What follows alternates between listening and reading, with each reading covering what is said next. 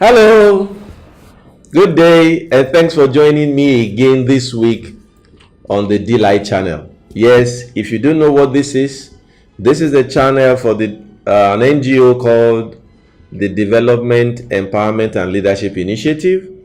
T-Mark is my name, and all we are trying to do here is to achieve world transformation one man at a time, one community at a time. If you've been here over the last couple of weeks, we've been working and talking about how to achieve deliberate progress or deliberate progression in your career.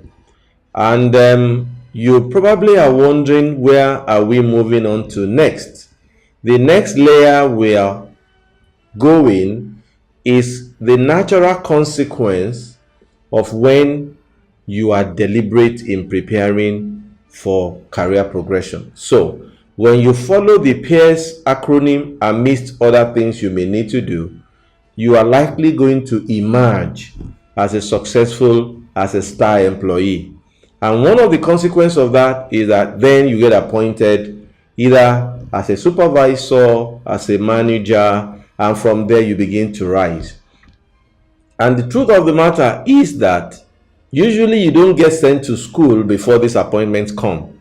Sometimes you never even have the privilege of going to any training before you are given this appointment.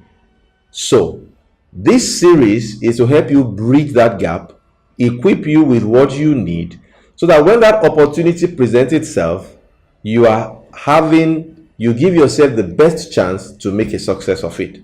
Does that make sense? So you want to make a date with us as we start this series this week, and I reckon it's going to take us a couple of weeks before we complete the conversation. So, leading in the workplace. Leading in the workplace. What is leadership?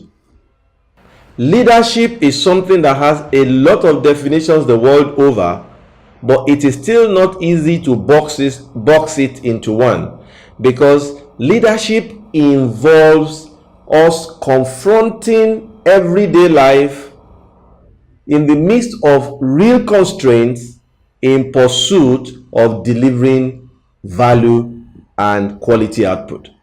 And as long as human beings are involved, even for a single human being, for different scenarios, you could possibly get different action or reaction. Now, imagine when you now have different human beings from different backgrounds in different scenario in the workplace, it can get very complicated. And in this generation that we are dealing with, it's a completely different ball game in terms of the orientation, the expectation, the work environment, and a whole lot of variables are coming that have not been there before. So you really need to pay attention to this so that at least the known can be dealt with, and it equips you to deal with the unknown. Therefore, in defining leadership, there is one definition that I really love, and it speaks about your ability to get someone else to do what you want done because he or she wants to do it. Okay? It is the ability of someone to get someone else to do what he wants simply because he or she wants to do it. And when you reduce that definition into the core, what you find is influence. I'll pack that for a bit because I need to quickly resolve the issue of management before I then concentrate and follow through on leadership. Now, when you hear about leading in the workplace, there is something else that's also very relevant and paramount in the workplace when it comes to position of authority, and that is management.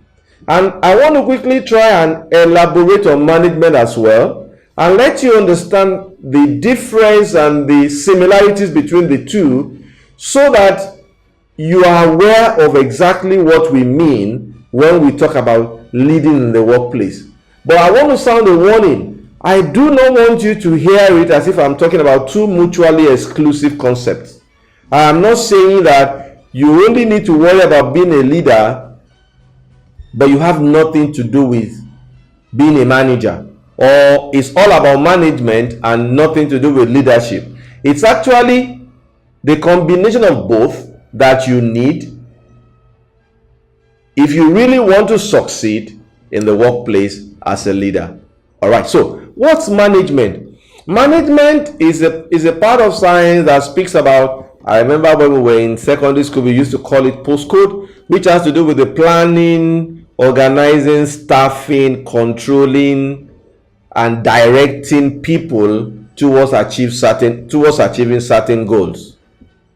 And in that process, you realize that even though both leadership and management is all about achieving results, the operating principle behind them is slightly different. So you find a manager interested in working on things, working on projects. The leader is interested in working on people and working on their mindset. You find that the manager is more interested in doing things right. A leader is more interested in doing the right things. It does not mean the leader does not want to do it right, but his first question is this the right thing? All right. You find that our management is more interested in maintaining the status quo. This is the rule. Let's make sure we keep within it. A leader is challenging those rules to say, hey, do we really need these rules? Can we do them better? But like I said, you also cannot, because you are now a leader, begin to flout rules. So in the workplace, leadership speaks about you getting your team to do what you want them to do simply because they themselves want to do it. As you know, there are rights and privileges that comes with your elevated position. Because you are now called a supervisor, because you are now a manager, you are a senior manager, you are a director, there are certain authority that comes to you by virtue of that position. But remember, you will not always be on that seat. And this is what you cannot afford to forget as you rise in your career. You will not always be on that seat. In fact, in a few years down the line, you may need to come back to that same office to get some things from the people who will be there then. And some of the people you are leading today, you have no idea where they are going to end. Who could have said that Oshibajo, who was calling Fashola Your Excellency a few years ago, Fashola now has to go to him and say Your Excellency. So when we speak about leadership, it is not an opportunity to be Lord and Master, to think that you can do and undo. It's about working with the team that you have to achieve the results that will make the organization happy, that will fulfill the objective of the organization, while at the same time you can contribute to the well-being and the health of the people that you are leading, such that it becomes more of a relationship than just a command structure. Tell me what I need to do and I get them done, or I tell you what you need to do and that's it. So before I end this week, let me quickly just dwell on the key elements of leadership. Because leadership can be situational, because there are different schools of thought about leadership, this is not an attempt to give you a whole list. But the few I'm going to share with you, irrespective of what school of thought that you are from or you are studying, it's consistent. Okay? And the first thing that you will always hear about leadership is about the vision. And I don't care whether you are leading just a team of one, a team of two, or a whole division or a whole organization. You need vision. What is visioning? We've done a video or a series already on visioning. Go watch it. But beyond the personal vision is also the corporate vision. Have you tried to find out why that department was created? What are the key performance areas? What are the key performance indices? And what is it that you would like your team to achieve? Leadership is not about what you can do by yourself. Leadership is about what you can do in conjunction and through your team. So, visioning is number one.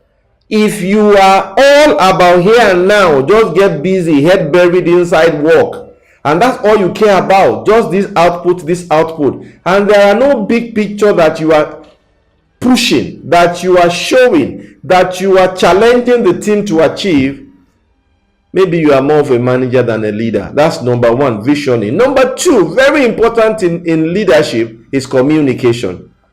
Imagine the vision that exists in your head, but you are not able to pass it across. So, ability to now get that vision communicated to the point where your team not only understand, but there's absolute buy-in. And how do you know? When you begin to find your team use your language, use the same phrase, say the same words, then you begin to understand that yes, they are aligning, they understand, and they are ready to run with it. So, vision, communication. The third is the 3 C's that I talk about. 3 C's. The 3 C's of competency, character, and connection. Competency, character, and connection. Competency. You cannot build something on nothing. Whatever you want to lead on, you don't have to be the expert, the most knowledgeable person in the room, but you must know enough about it, because you can't lead what you don't know. So, competency. We've spoken about character as part of our last series. Check it out. But it is that grain that just makes it possible for people to know who you are. They can trust you. It's called integrity. They can count on you. They can count on your word. It is a work that is done in secret when nobody else is watching. And in that sense, I define character, which I tie to integrity, as the discipline to do the right thing simply because it is right, period. Whether somebody is watching or not, you are wired to do the right thing at the right time at all times. So that is character. And the third is connection. People don't care how much you know until they know how much you care. Simple things like learning to greet people, being warm, showing interest in their affair beyond the work. A normally bouncy, jovial colleague walks into the office on a day and he or she is not looking the usual self. Connection opens your heart. Connection opens your eyes. Connection opens your wallet. Connection opens your time. You need to build that relationship with people. So, I can go on and on, but the last one I want to talk about, leadership, has to do with execution. Unless you are now, so when you have the vision, you can communicate it. You have the 3 C's, which is competency, character, and connection. The last bit I want to talk about is execution.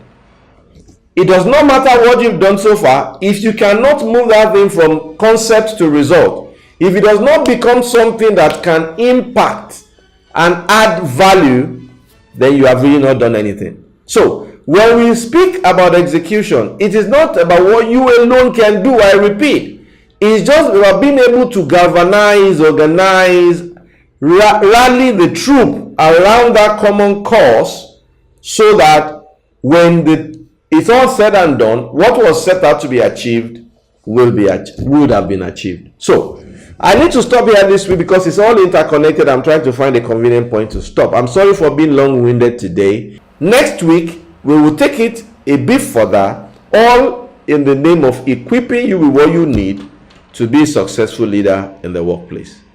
The email address through which you can reach us is on the screen. Your liking us, sharing, commenting is the fuel we need for the journey, and it is what keeps us going. So please do not deprive us of it. I look forward to seeing you next week. And until then, never forget, T-Mark is still my name. And all I'm trying to do is what? Make a little difference. See you next week. Bye.